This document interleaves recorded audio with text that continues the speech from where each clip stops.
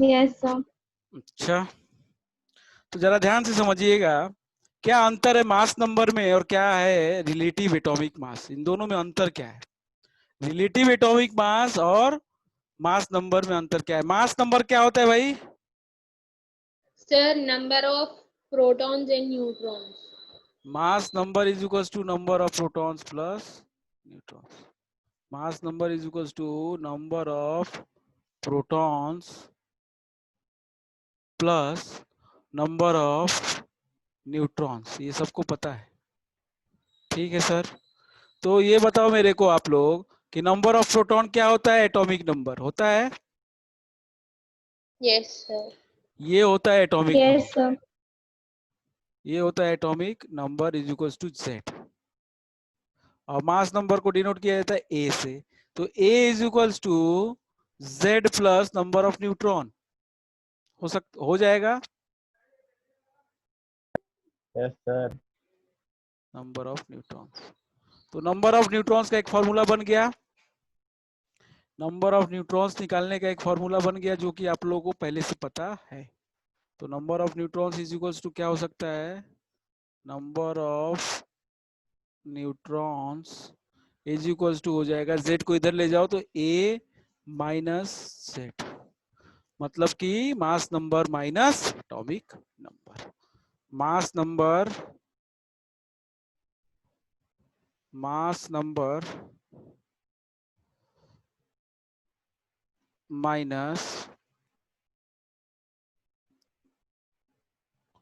Minus atomic number.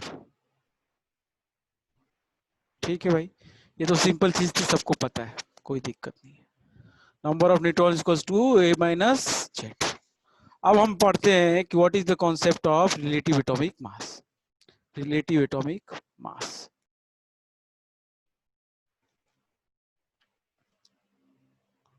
तो जरा ध्यान से, कॉन्सेप्ट ऑफ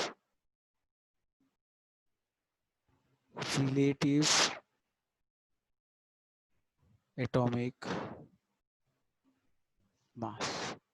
हुआ क्या कि हम लोग सभी का एटॉमिक मास कैलकुलेट तो कर नहीं पाए, सभी का एटॉमिक मास हमको कैलकुलेट करने में मुश्किल हुई बहुत ज्यादा, क्योंकि एटम्स बहुत छोटे होते हैं, क्योंकि atoms are extremely small, they are very very small. Atomic जो साइज होती है 10⁻⁻10 के ऑर्डर की होती है। अब इतना छोटे साइज का मास निकालना मतलब अपने आप में बहुत बड़ा चैलेंज था। तो इसलिए हमने क्या किया, किसी एक का निकाल लिया और उसके रिलेटिव में हम दूसरे का मास निकालते गए, उसके रिलेटिव में अपने दूसरे का मास निकालते गए। बस जैसे जैसे आपको मार्केट जाते हो, आपको 1 किलो, आपने अगर 1 किलो आलू खरीदना है, 1 किलो आलू खरीदना है तो 1 किलो का बाट फिक्स है ना। 1 किलो का जो बाट होता है वो फिक्स है भैया, कि ऊपर रखा है उसके पास, रखा है कि नहीं रखा है। अब वो जो आप भी जो भी खरीदते हो, आलू खरीदो चाहे प्याज खरीदो, वो बाट चेंज करता है क्या? नहीं। आप बाट चेंज करेगा क्या? नहीं चेंज करेगा। अगर आप बोलोगे आलू 1 किलो दो, तो वही 1 किलो का बाट रखा एक तरफ तराजू के, और दूसरी तरफ आलू रखता गया। जब दोनों बराबर हो गए तो वो आपने समझ लिया कि जो आलू है वो 1 किलो है। यही समझा आपने। आप लड़ाई तो करते नहीं हो कि कैसे हम मान ले भैया कि 1 किलो है। लड़ाई की हो करते हो क्या इस बात पे आप लोग? बताओ जरा, इस बात पे लड़ाई की हो क्या कभी कि भैया हम नहीं मानेंगे कि 1 किलो नहीं है वो? No sir. नहीं। तो 1 किलो आलू हो, चाहे 1 किलो प्याज हो, चाहे 1 किलो टमाटर हो, चाहे जो भी हो, वो 1 किलो एक तरफ रखता है, और आप मान लेते हो कि जो भी आलू उसने रखा है दूसरी तरफ, जो भी आलू उसने दूसरी तरफ रखा है, मान लो वो आलू भी क्या है, 1 किलो के हो गए। अगर इसके अंदर आलू रखा है, तो अगर इन दोनों का मास बराबर हो गया तराजू पे, मान लो ये तराजू है, तो तराजू पे दोनों का बराबर हो गया मास, तो मान लो आप समझ गए कि भैया ये क्या है, दोनों ये आलू जो है 1 kg है, और आप 1 kg का पैसा देते हैं और आप आ जाते हैं। तो आपने जो आलू का मास निकाला वो एक्चुअल मास नहीं है आलू का, वो रिलेटिव मास है उस 1 किलो के बाट से। बात समझ में आ रही है? उस 1 किलो के बाट से रिलेशन में आपने निकाला है, उसके रिलेटिव एटॉमिक जो उसका रिलेटिव मास है आलू का, वो है 1 kg। Are you getting? नैतिक?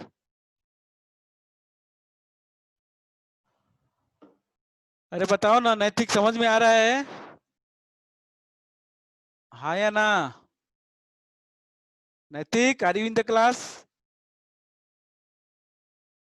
अरे यस सर। कहीं चले गए थे क्या पानी पीने? No sir. हाँ तो बोल मैं के ओपन नहीं हो रहा था। तो ये समझ गए, आप लड़ाई कभी भी नहीं करते हैं। आपने अगर 1 किलो का बाट एक तरफ रखा और एक तरफ आलू रख दिए, अगर उसने एक, जितने भी हो, 8 हो, 10 हो, 5 हो, अगर बड़ा है तो 5 आएंगे, छोटे छोटे आलू हैं तो 10 आएंगे, बहुत छोटे छोटे हैं तो 20 आएंगे। तो वो मान लेते हो आपकी 1 kg है, लेकिन एक्चुअल मास नहीं है उसका, ये बात आप सोचना। वो एक्चुअल मास नहीं है, वो है उसका relative mass with comparison to 1 kg। ठीक, आगे बढ़े। इसी तरीके से हमने एक एटम का किसी का मास मान लिए, एक एटम का किसी तरीके से निकाल लिया। अब उसके रिलेटिव में बाकी सबका हमने निकाल लिया, उसके रिलेटिव में बाकी सबका हमने मास निकाल लिया। वेट बैलेंस से वैक्यूम में रख के हमने बाकी सबका मास निकाल लिया उसके कंपैरिजन। बताइए नित्या, समझ में आ रहा है कोच? Yes, sir. तो इस तरीके से हमने निकाला और देखा गया हाइड्रोजन का मास निकाला गया। किसका मास निकाला गया? सबसे पहली कोशिश की गई हाइड्रोजन के साथ। तो first try was done with the hydrogen. पहली जो कोशिश की गई हाइड्रोजन, ये हटा देता हूं मैं, बताओ ये हटा दूं तो? Yes, sir. ये आलू प्याज क्या करेंगे, समझ में तो आ ही गया। चलो, हाँ जी कृष्णा, कुछ समझ में आया? ये नहीं आया? कृष्णा राजपूत,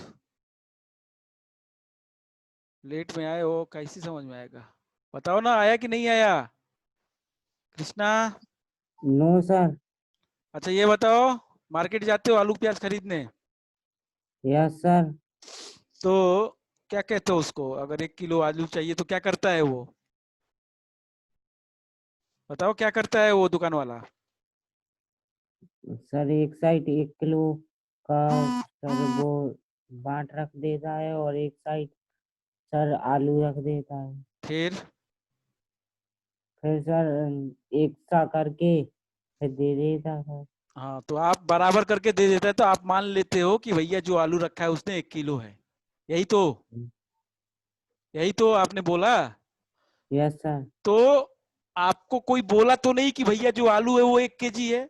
आपने उसके रिलेशन में निकाला, जो बाट है, जो भी बाट रखा गया था एक तरफ, उसके रिलेशन में उसका मास 1 kg है। नहीं बाट रखता तो कैसे पता चलता? वो आलू देख के थोड़ी बता देगा ये आलू 1 किलो है, लो हाथ में लो 10 आलू और जाओ 1 किलो हो गया, ऐसा कहता है क्या वो? No sir. नहीं, वो क्या करता है, एक तरफ बाट रखता है जितना भी चाहिए और दूसरी तरफ आलू या प्याज या जो भी लेना है वो रखता है, और जब बराबर होता है तो दे देता है, बस। तो इसी तरीके से हमने भी मास निकाला, रिलेटिव एटॉमिक मास उसको कहते हैं। वो एक्चुअल एटॉमिक मास नहीं है, वो रिलेटिव एटॉमिक मास है किसी एटम का। अब एटम का साइज इतना छोटा है कि हम सबका मास निकालने बैठेंगे हमको बहुत टाइम लग जाता है। तो हमने क्या किया भैया, एक का निकाल लिया और उसके साथ सबको रिलेट कर दिया। ठीक है? ठीक है? Yes sir. तो हमने निकाला हाइड्रोजन का, सबसे पहली कोशिश जो की गई हाइड्रोजन की। तो हाइड्रोजन का जो मास निकाला गया वो आया कितना? हाइड्रोजन का mass, the mass of hydrogen atom, mass of hydrogen, Vivek Kumar समझ में आ रहा है?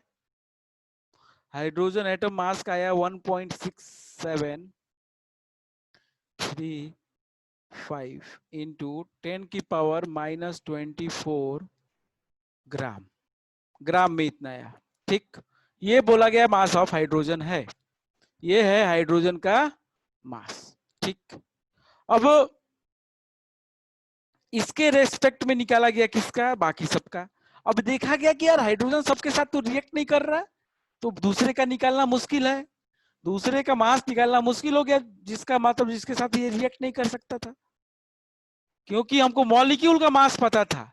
अब मान लो H2O है, इसका मास हमें पता था, लेकिन हमारे पास H का पता है, ऑक्सीजन का निकालने के लिए H और O को तो रिएक्ट करना पड़ेगा। बात समझ में आ रही है? H और O को रिएक्ट करेगा तभी तो होगा। तो अब हाइड्रोजन जो है सबके साथ रिएक्ट नहीं किया, इसलिए इस आइडिया को ड्रॉप कर दिया गया। इस आइडिया को ड्रॉप किया गया, फिर पहुंचा गया किसको लेके, दूसरी बार जो कोशिश हुई वो ऑक्सीजन के साथ हुई। तो ऑक्सीजन के साथ भी कोशिश हुई, वो भी फेल हो गई, क्योंकि ऑक्सीजन भी सबके साथ रिएक्ट नहीं कर रहा था। लास्ट कोशिश हुई कार्बन के साथ, वो सक्सेसफुल हुई। तो कार्बन का के साथ हम लोग रिलेटिव एटॉमिक मास को कंपेयर करते हैं। हम क्या करते हैं? कार्बन के साथ रिलेटिव मास को हम कंपेयर करते हैं। ठीक है, तो 1961 में क्या हुआ, इसको अडॉप्ट किया गया कार्बन को। तो 1961 इन 1961 ओके, कार्बन 12। अब आइसोटोप पता है आप लोगों को? क्या आइसोटोप तो पता है ना? Yes sir. बताओ ना। Yes sir. आइसोटोप पता है कि नहीं पता? अगर किसी को नहीं पता बता दें हम अलग से। पता है सर। पता है सर। चलो, नो आइसोटोप सर। अब कैसे पता होगा? हमको पता था ना, आपको नहीं पता होगा। ये कार्बन के 3 आइसोटोप होते हैं, C12, C13 और C14, C14। जिसका एटॉमिक नंबर सेम होता है। एटॉमिक नंबर नीचे वाला है, ये सेम है तीनों का 6, लेकिन मास नंबर अलग अलग है। तो उसको कहते हैं हम आइसोटोप। उसको कहते हैं हम आइसोटोप। आइसोटोप्स आर दो, लिख लो कॉपी में कृष्णा, कि the atoms having the same atomic number but different mass number are known as isotopes. उनको हम कहते हैं isotopes. The atoms of the same element having the same atomic number but different mass number are known as isotope. The atom of same element having same atomic number but different mass number. तो हमने किसको उठाया? Carbon 12 को, 13 14 को नहीं उठाया। क्यों नहीं उठाया? क्योंकि ये कम पाए जाते हैं एटमॉस्फेयर में। ये एटमॉस्फेयर में कम पाए जाते हैं, तीनों पाए जाते हैं लेकिन कम सबसे ज्यादा पाया जाता है C12। तो C12 को, कार्बन 12 को उठाया गया। तो कार्बन 12 was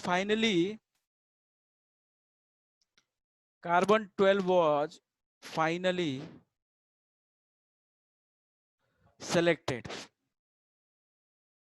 सेलेक्ट किया गया। बिकॉज क्यों? Because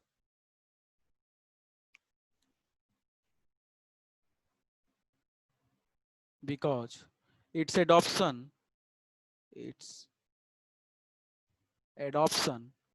least affected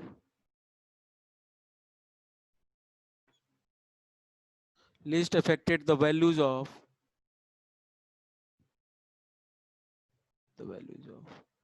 atomic mass of various element. Values of atomic mass of various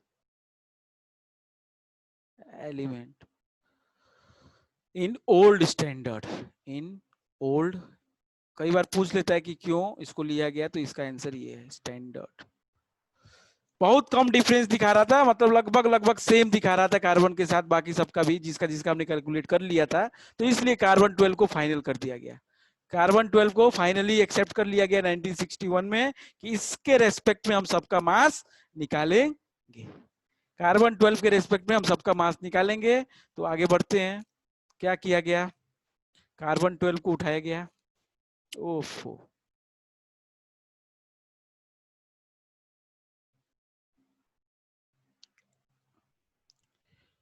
और रिलेटिव एटॉमिक मास का फॉर्मूला बनाया गया। तो फॉर्मूला क्या है रिलेटिव एटॉमिक मास का? डेफिनेशन जरा लिख लेते हैं पहले।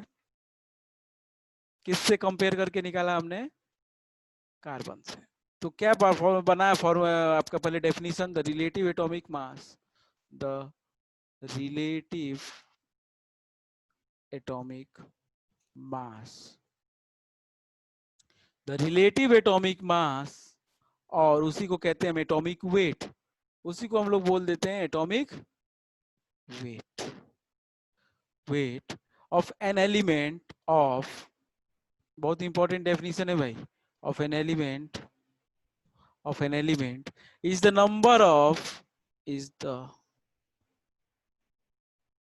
number of times one atom of the element, अब एलिमेंट में तो कई सारे एटम होते हैं ना भाई, one atom of the element is heavier than 1/12 times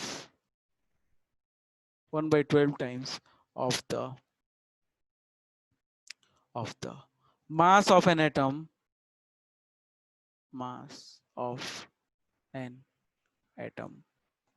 of किसका, of carbon 12. ये डेफिनेशन किसको किसको समझ में नहीं आई?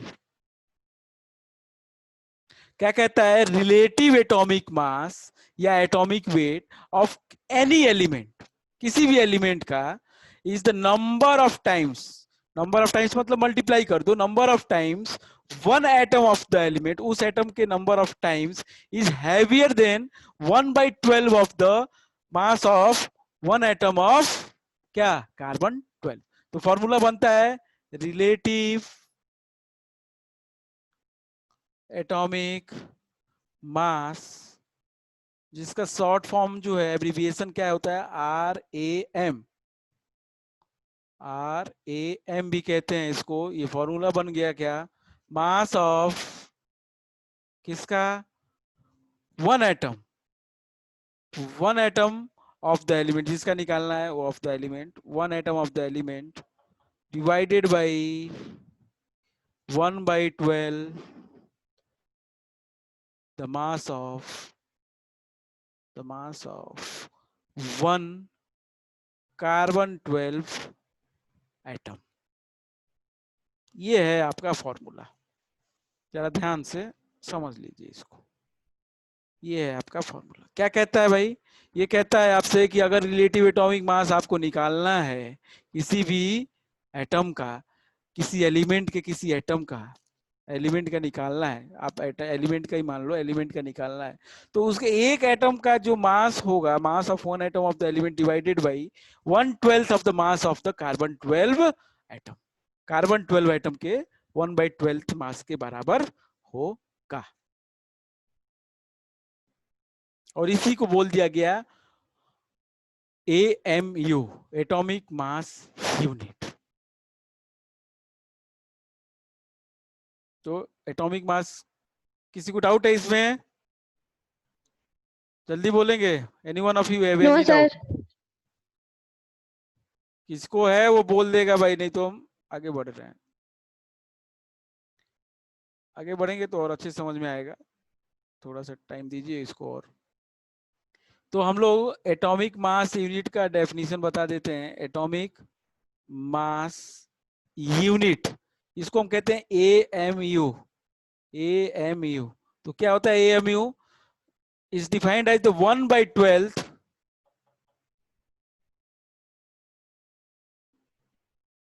defined as 1/12 the mass of carbon 12 atom, mass of an atom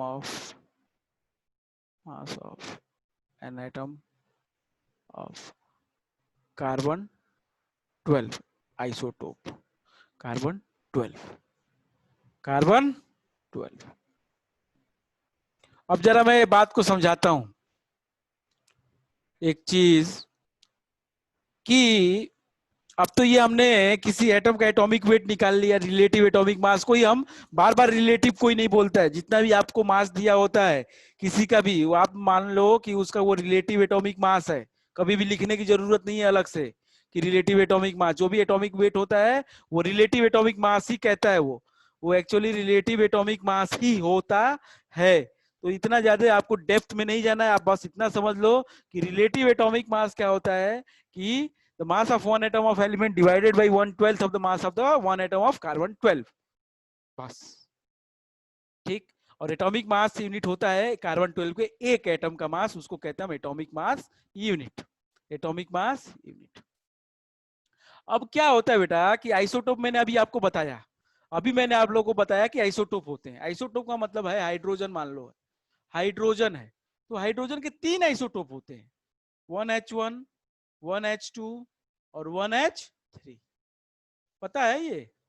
hydrogen के 3 आइसोटोप होते हैं। इसका नाम होता है Yes, sir. प्रोटियम, इसका नाम होता है ड्यूटेरियम Three. और इसका नाम होता है ट्राइटियम। तो ये 3 होते हैं आइसोटोप्स। 3 आइसोटोप्स होते हैं हाइड्रोजन के जो एटमॉस्फेयर में पाए जाते हैं। अब इन तीनों में सबसे ज्यादा कौन पाया जाता है, उसके ऊपर उसका मास निकलता है। और जब आइसोटोप के केस में हम लोग, अब बताओ, आप ही बताओ कि इसका हम लोग निकाल सकते हैं रिलेटिव एटॉमिक मास, इसका भी निकाल सकते हैं रिलेटिव, इसका भी रिलेटिव। तो अब इसका क्या करेंगे, हाइड्रोजन का या जिस भी एलिमेंट का आइसोटोप पाया जाता है उसका रिलेटिव एटॉमिक मास निकाला नहीं जाता है, उसका क्या निकाला जाता है, फिर से उसका निकाला जाता है एवरेज एटॉमिक मास या फ्रैक्शनल एटॉमिक मास। बात समझ में आई? नहीं आई? जरा ध्यान से फिर से, जिस भी एलिमेंट के आइसोटोप पाए जाते हैं उनका निकाला जाता है फ्रैक्शनल और average atomic mass. Are you getting? बताइए भाई। Yes, sir. अरे बाकी लोग, Vivek Yes, Kumar, sir. Yes, नैतिक, sir. Yes, sir. नैतिक, Yes, sir. जिस एलिमेंट के एक से ज्यादा फॉर्म पाए जाते हैं उसको आइसोटोप कहते हैं। सेम एटॉमिक नंबर है लेकिन अलग अलग मास नंबर है, तो उन सब का हम एक एवरेज निकालते हैं और ये नॉर्मल एवरेज नहीं होता है। इस बात को ध्यान से समझ लो, ये एक नॉर्मल एवरेज नहीं होता है। जैसे नॉर्मल एवरेज क्या होता है कि अगर मैं बोलता हूं कि हम लोग कितने लोग हैं अभी, 9 टोटल, हमको मिला के 9 लोग हैं, तो अगर हम कहते हैं सबका मास अलग अलग होगा, बताओ ना मेरे को, सबका वजन अलग अलग होगा कि नहीं होगा? Yes, sir. मान लो कि सबका वजन अलग अलग है। मान लो कि कौन कौन है, नित्या, सलोनी, संस्कार, जतिन, रुद्र और कृष्णा, नैतिक और विवेक और प्रदीप, इतने लोग हैं। ठीक, प्रदीप सर लिख लो, चलो इतने लोग हैं। इन लोग का मास कितना है, इनका मान लो, मैंने देखा तो नहीं है लेकिन मान लो कि 40, इनका मास मान लो 41, इसका मान लो 52, इसका मान लो 50, इसका मान लो सर आपने 58, संस्कार का ज्यादा मान लिया। इसका मान इसका मान लो 46, इसका मान लो 43, इसका मान लो 32 और मेरा मान लो 64। ठीक सर मान लो नहीं सर, आपका इतना ही है। चलो मान लो।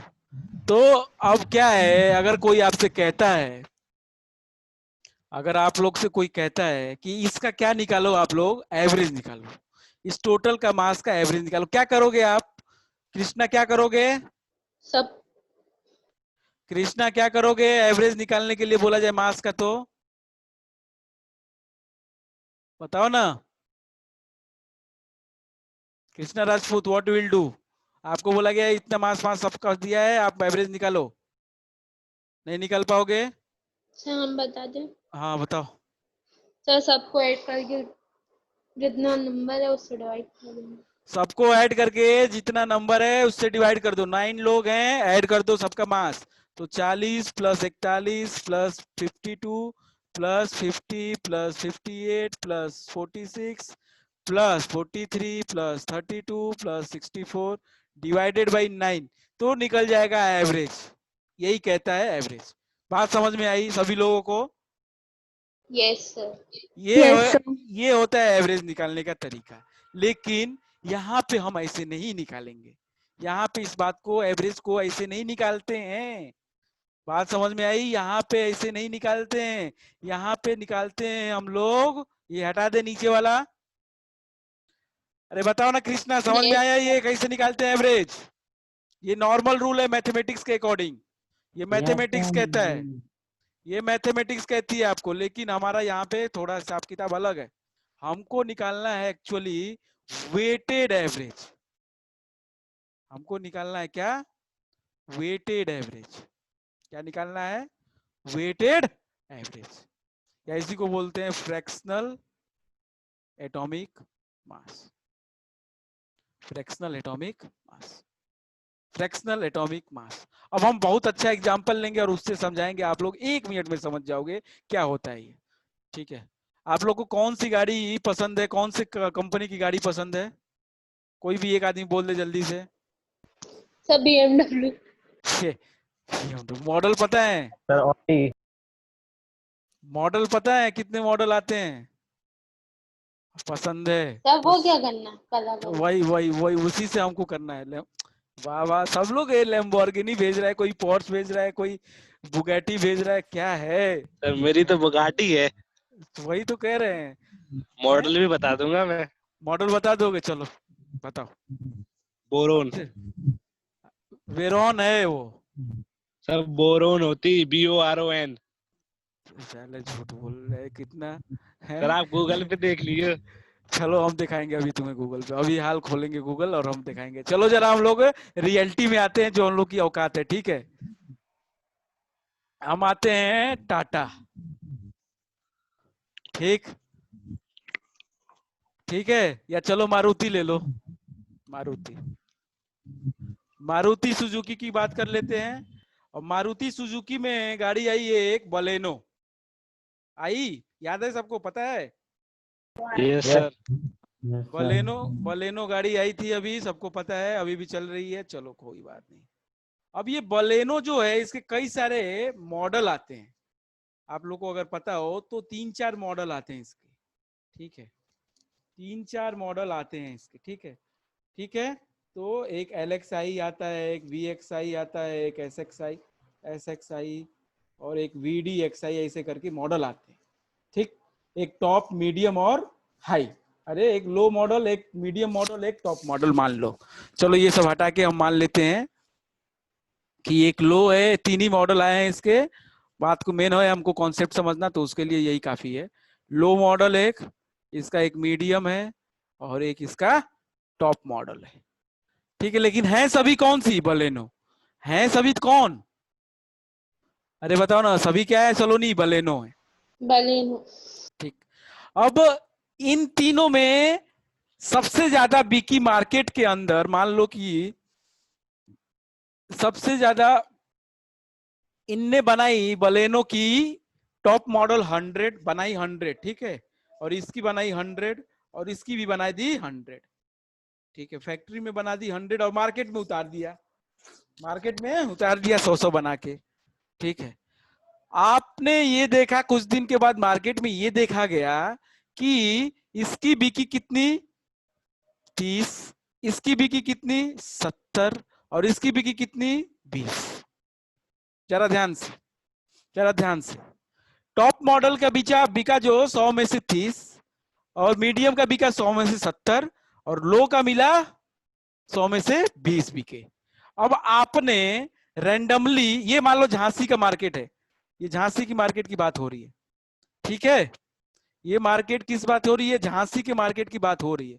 अगर आपने रैंडमली किसी 100 गाड़ी को पकड़ा, बलेनो को, आपने रैंडमली 100 बलेनो उठाई, रैंडमली ऐसे ही मार्केट से, जो बिक गई हैं, जो बिक गई हैं और इस हिसाब से बिकी हैं, जरा ध्यान से, जो बिकी है इस हिसाब से मार्केट में 100 गाड़ी, उनको आपने उठाया। अब ये बताओ बेटा कि इसमें सबसे ज्यादा कौन सी मॉडल की होगी? Sir medium. सब बताओ ना, क्या लगता है आप लोगों को कौन सी ज्यादा होनी चाहिए? Sir medium. होनी चाहिए, नहीं होनी चाहिए? Yes sir. Yes sir. Medium ही होनी चाहिए, क्योंकि सबसे ज्यादा वही बिकी है 70%, 100 में से 70, तो मीडियम सबसे ज्यादा होगी। Are you getting? तो 70% मीडियम यस होगी। सर। तो इसी हिसाब से जरा रिलेट करें हम अगले पेज पे, खट से हो जाएगा काम अपना खत्म। जरा रिलेट करिए, हाइड्रोजन के 3 मॉडल हैं, 1H1, 1H2 और 1H3। 3। हाइड्रोजन जो है वही मारुति की बलेनो है, वो तीनों हाइड्रोजन ही, एक ही नाम है बलेनो जैसे, हाइड्रोजन ही है, लेकिन एक है 1H1, एक है 1H1, एक है 1H2 और एक है 1H3। हमने क्या किया, अब ये एटमॉस्फेयर में पाए जाते हैं, ये तो मार्केट में नहीं पाए जाते हैं। हमने एटमॉस्फेयर में से क्या निकाला, हाइड्रोजन। एटमॉस्फेयर में से हाइड्रोजन एक्सट्रैक्ट किया। सॉरी। अब उसमें क्या होंगे, तीनों होंगे कि नहीं होंगे। अब जिसका परसेंटेज सबसे ज्यादा होगा उस, मान लो कि इसका परसेंटेज सबसे ज्यादा है 95%, 90%, इसका मान लो 5% या 6% और इसका मान लो 4%। तो हमने क्या किया, इनके परसेंटेज के हिसाब से फिर मास निकाला। बात समझ में नहीं आई ना, हमने मास जो निकाला वो परसेंटेज के हिसाब से निकाला। नहीं समझ में आई अभी भी, चलिए। अरे आया कुछ समझ में, अरे बोलो हाँ या ना। Yes no sir. Sir. Yes नहीं सर। है, अरे कोई गलत बात थोड़ी है। हाँ सर नहीं आया, चलो ठीक है। अब क्लोरीन का एक एग्जांपल लेते हैं जिसका हमको परसेंटेज भी अच्छी से याद है, तो उसी का एग्जांपल ले लेते हैं। 17Cl35 एक होता है और एक होता है 17Cl37। दो आइसोटोप होते हैं क्लोरीन के, 17Cl35 और एक 17Cl37। ठीक है, अब क्या किया, ये दोनों आइसोटोप को पाया गया। अब इसका एवरेज कैसे निकालेंगे हम लोग, इसका निकालेंगे एवरेज एटॉमिक मास, इसका हम निकालेंगे एवरेज, परसेंटेज पता होना चाहिए तभी निकल पाएगा। एवरेज एटॉमिक मास निकालना है। ये हमने देखा एटमॉस्फेयर से जब हम सैंपल उठाए तो हमने देखा कि ये है 75% और ये है 25%। उसके अंदर सैंपल के अंदर 75% ये है और 25% ये है। हमने निकाल दिया एवरेज कैसे, 35 इंटू 75% का मतलब 75/100। चलो परसेंटेज को ही कर लो, 75, ठीक है, 75 plus 37 into 20 25 divided by 100 divided by. 100। अरे चलो यार, आप लोग को पता नहीं क्यों नहीं समझ में आ रहा है, ये परसेंटेज है ये, तो ये 75/100 कर लो, चलो इसी को कर लो 25/100। अब इसको निकाल लो, ऐसे कैलकुलेट कर लो, बताओ कितना आएगा। 35 इंटू 75/100 मतलब ये 3/4 हो गया और ये 1/4 हो गया, ठीक है। तो ये हो जाएगा आपका 4, 4 9 जा 36, 4 8 जा 32, 32 और 3 4 7 जा 28, 2 5 8.75 इंटू 2 3 कितना जाएगा, 5 1 1 26.25 प्लस ये आ जाएगा आपका 4 से कैंसिल आउट करोगे तो 4 4 9 जा 36 1 और 4 2 जा 8 2 5 9.25 कितना आएगा ऐड करोगे तो। आपसे पहले तो मैं ही कर ले रहा हूँ, क्या बच्चे हो यार आप लोग। 26.25 प्लस 9.25 इज इक्वल्स टू 35.0। 35.5। क्या आ रहा है, आ रहा है 35.5 सबके। Yes, Yes. sir. तो ये Yes. होगा average atomic mass. Are you getting. Yes sir. तो परसेंटेज Yes, आपको दिया sir. रहेगा, आपको परसेंटेज दिया रहेगा, लेकिन आपको परसेंटेज पता होना चाहिए तभी आपसे काम हो पाएगा। Is it okay, is it okay. जिसका Yes, sir. जितना ज्यादा, एक चीज और, जिसका जितना ज्यादा परसेंट होगा उसी के मास के आसपास आंसर आएगा। इसका देखो 75 था, इसका मास 37 था और ये 25 था, इसका मास 37। तो 75 वाले के पास आंसर आया था, देखो 75% वाले का 35 है तो उसी के पास आंसर आएगा 35.5। बात समझ में, 37 के पास नहीं आएगा क्योंकि उसका तो परसेंटेज कम है ना। अरे बोलो रुद्र। यस हाँ सर। सर। ठीक है, अगर कोई 95 जैसे हाइड्रोजन होता है 95% पाया जाता है, 95 क्या 99% शायद होता है ये, 99% मिलता है हमको 1H1। तो कितने की क्या आएगा एवरेज एटॉमिक मास? 1 ही के आसपास आएगा, आएगा कि नहीं आएगा? Yes, sir. अरे 2 और 3 के पास जाएगा ही नहीं, क्योंकि 99% 1H1 पाया जाता है एटमॉस्फेयर में। तो मास 1 के पास ही आएगा, अब बहुत पास आएगा 1 के। आएगा कि नहीं आएगा? Yes sir. बताओ बताओ Yes, बताओ नैतिक। अरे ओ नैतिक, Yes, sir. ठीक है? Yes, sir. Krishna Rajput, yes, sir. ठीक है? Yes, sir. चलो तब आगे बढ़े। Yes, sir. Yes, sir. चलिए आगे बढ़ते हैं। अब आगे आपको बस काम खत्म यार। बच्चा का रिलेटिव मॉलिक्यूलर मास निकालते हैं, ग्राम एटॉमिक मास निकालते हैं, ग्राम मॉलिक्यूलर मास निकालते हैं, काम खत्म। मेन था रिलेटिव एटॉमिक मास।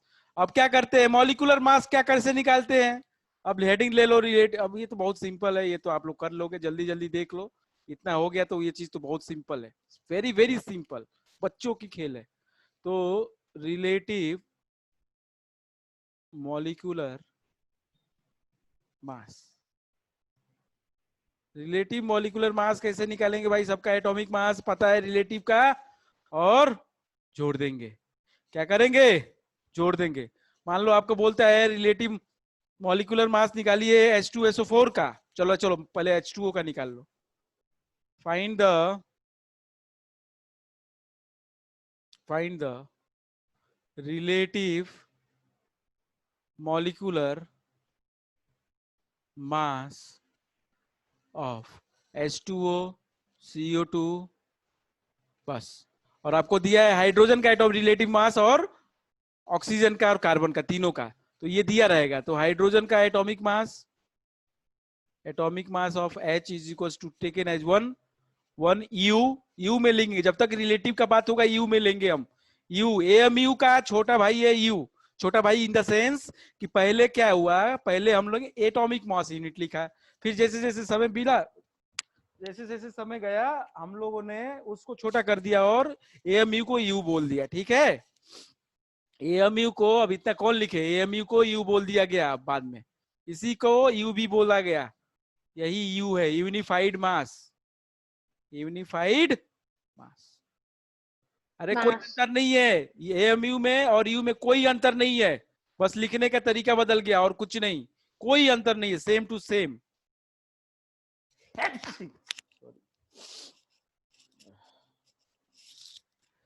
तो हाइड्रोजन का दे दिया, ऑक्सीजन का दे दिया 16 AMU 16 U 1 U 16 U, और कार्बन का दे दिया 12 U।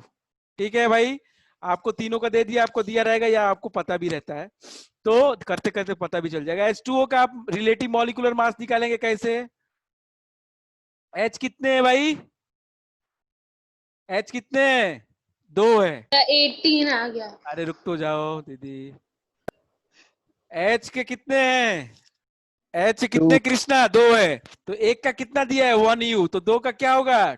1 into 2 1 into 2 प्लस कर देते हैं बेटा, बीच में यहाँ पे ऐड करते हैं। ऑक्सीजन का कितना दिया है? 16। कितने? एक ही है, तो 16 U। तो 1 U और 16 U कितना हो जाएगा? 18 U। बताइए, बोलिए Yes, Krishna. sir. Yes, sir. अरे कृष्णा yes, sir. निकालो जरा CO2 का, बताइए हमको जरा। आपको आंसर बताना, जल्दी बताओ। यहाँ पे दिया है, कार्बन का भी दिया है, O का भी दिया है।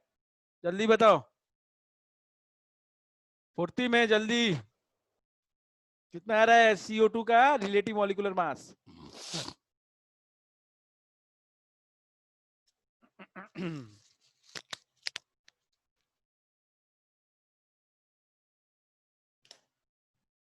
Sir, 44. 44 आ रहा है, वेरी गुड। 44 U आएगा। कितना आएगा? 44 U। कैसे आएगा? 12 प्लस 16 into 2।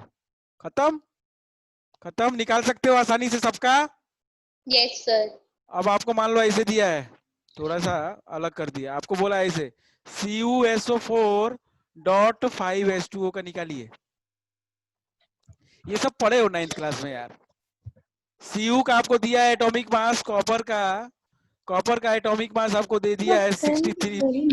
60 क्या हुआ है सलोनी? Yes sir. क्या हुआ, क्या कह रही? सर कुछ नहीं बोला हमने तो। अच्छा, किसी और से कुछ बोल रही तो।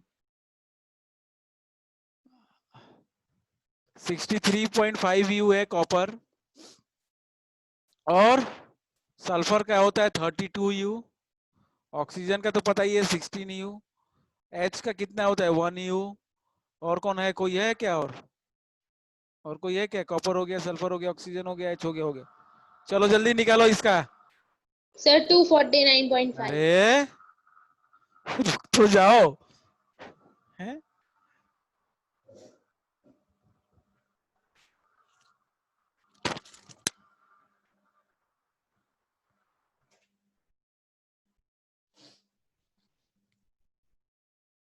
सबको आ गया? Yes sir. नैतिक यस सर। क्या करते हैं हम यहाँ पे बीच में ऐड करते हैं बेटा। यहाँ पे ये चीज ध्यान रखना, जब भी ये डॉट रखता है तो ऐड करते हैं। डॉट वाला थोड़ा सा ध्यान रखना, ऐड ही करते हैं। तो क्या हो जाएगा 63.5 प्लस सल्फर का क्या है 32, एक ही है, प्लस ऑक्सीजन कितने 4, ऑक्सीजन कितने हैं 4, तो 16 इंटू 4, और ये प्लस 5 ब्रैकेट लगाना जरूरी हो जाएगा, नहीं तो गलत हो जाएगा। नहीं तो आपका आंसर गलत हो जाएगा अगर ब्रैकेट नहीं लगाओगे तो। अगर ब्रैकेट नहीं लगाया तो गलत हो जाएगा पक्के में, ठीक है? तो ब्रैकेट लगा के 1 इंटू 2 प्लस 16। बताओ भाई, अरे बताओ ना, ठीक है? Yes sir. ब्रैकेट लगा देना भाई, यहाँ पे 5 क्या रहे चाहे 6 का रहे चाहे जो भी रहे, तो इस तरीके से करना, नहीं तो गलत हो जाएगा। मैं बता रहा हूँ कितनी बार यही गलती होती है, और यहाँ गलती करने की कोई गुंजाइश नहीं है, और कोई मतलब नहीं है, आपका नंबर जाएगा बेकार में टेस्ट में और एग्जाम में। सब कुछ जानते हुए भी बच्चे ये गलती करके आते हैं, मैं पता है मेरे को, ये मैं बोल रहा हूँ, इसलिए ध्यान रखेंगे, इस गलती को नहीं करना है आपको। 5 के बाद यहाँ ब्रैकेट हो बनाना है आपको। अगर आपने 5 केवल H2 के साथ लिया तो हो गया बेड़ा गर्क, आपका काम हो गया भैया, अब हो गया, आंसर निकल लिया आपका। बात समझ में आ रही है नैतिक? Yes sir. इस बात का ध्यान रखना, स्पेशली कृष्णा, समझे? Yes sir. इस बात का ध्यान रखोगे तभी आंसर सही आएगा। आंसर आएगा 249.5 U। Okay, yes sir. आगे बढ़े। चलो यस यस सर। सर। चलो, अब क्या होता है, रिलेटिव की जगह पे अगर हम ग्राम कर दें तो वो मास ग्राम में लिख सकते हैं और कोई अंतर नहीं है। रिलेटिव की जगह पे ग्राम कर दो, बस ग्राम लिखते जाओ, आप काम हो गया। यू की जगह पे, एमयू की जगह पे ग्राम लिख दो, तो ग्राम एटॉमिक मास और ग्राम व्हाट मॉलिक्यूलर मास। बहुत सिंपल है, what is gram atomic mass and gram molecular mass. It's very very simple. Jatin, gram atomic mass. Jatin, Yes, sir. ठीक है, सो गए क्या? No, sir. Gram atomic mass क्या होता है? when the weight is when the relative atomic mass is expressed in gram, okay,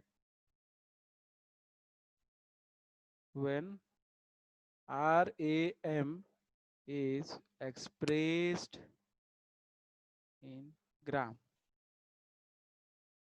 तो उसको relative gram atomic mass कहते हैं, ठीक? इन द सेम वे, बहुत सिंपल चीजें हैं यार। In the same way gram molecular mass, gram molecular mass, gram हो जाएगा ये तो? हो जाएगा? अरे हाँ ना में बता, जवाब दिया करिए ना। Yes sir. Yes sir. अब बस यस सर। यही दो बच्चे पढ़ रहे हैं बस। संस्कार यस सर। का बोलने में क्या लगता है? पैसा? सर नोट कर रहे थे। नोट। अगला है हमारा भाई साहब Toofan Mail, mole concept. Mole concept, ये है असली चीज जो इस चैप्टर की थी, और ये अभी आ रही है, अभी दर्शन दे रही। तो यही मेन चीज है जो आपको पढ़ना है, और जो इस चैप्टर से आप सीख के जाओगे वो असली चीज ये है, ठीक है, जो आपको आगे काम आता रहेगा 11th-12th में भी। तो क्या करें हम आज? टाइम कितना बचा है यार? Time 10 sir minute. मंडे को पढ़ा 7 दीजिएगा। मिनट्स। मंडे को क्यों क्लास होगी अब आपकी? मंडे को क्लास ही नहीं है सर। अब तो एग्जाम था तो इसलिए क्लास हो गई, और किसी का एग्जाम होगा तो क्लास हो जाएगी। सर मेरा एसिड्स बेसिस एंड सॉल्ट्स का। तो मोल कॉन्सेप्ट छोड़ दें फिर? No sir. Acid base and salt कब है? कब है? सर अगस्त में। कितने अगस्त को है? डेट नहीं आई है सर ये? 1 मिनट। हैं? आइए 1 मिनट। 3 अगस्त को तो नहीं है ना?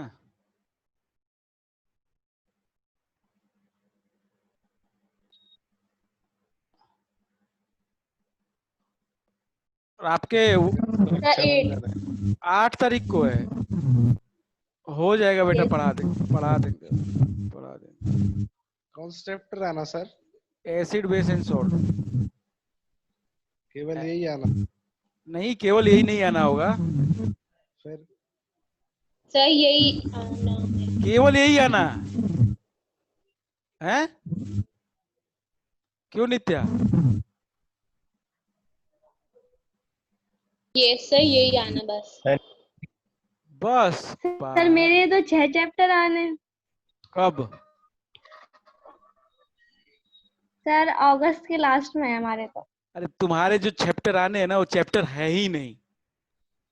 जो बाद में जो 3 हैं, HCl और ये और वो कंपाउंड जो हैं, वो एक एक दिन के चैप्टर हैं। एक एक दिन का चैप्टर है। मेन चैप्टर यही है। कौन कौन से आने हैं आपके? पहला, दूसरा और मोल कॉन्सेप्ट आना है क्या? हैं?